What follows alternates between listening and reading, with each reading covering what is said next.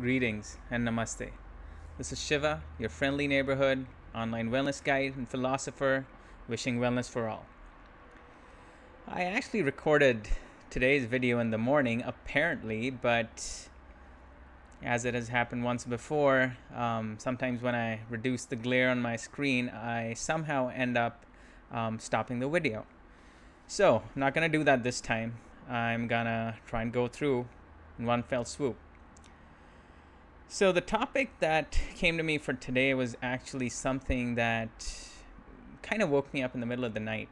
Whenever that was, I didn't check the time, but it was definitely when everyone was asleep.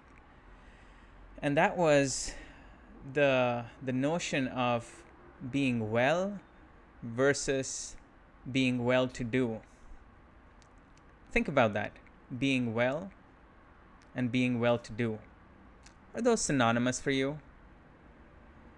Well, if your conditioning, call it social conditioning, cultural conditioning, or whatever, is anything like mine, or if you have similar words you choose to compare, well-being was not necessarily synonymous with well-to-do-ness, necessarily.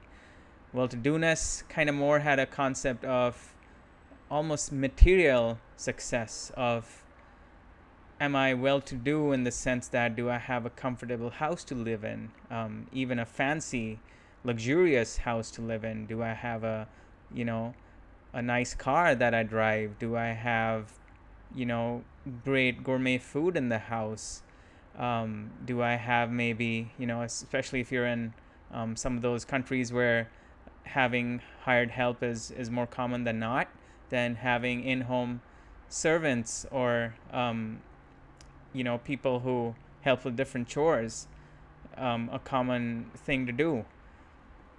And all of those things sort of pointed me back to, that seems to be an issue, especially if I look at my own journey of, starting off with a childhood and early parts of my career, which were both about being well-to-do and well-being, personal well-being, a nice balance of the two. But as I kind of maybe went further up the corporate ladder, the focus became more on the bottom line of, my organization being well-to-do versus being well, or, prioritizing doing well in addition to being well-to-do.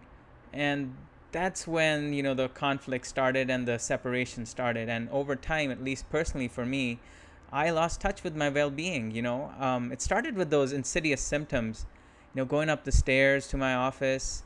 And, at one point I would be like bounding up the stairs, but now it would be more like bounding down, sort of being free from work until the next email comes around that you have to respond to.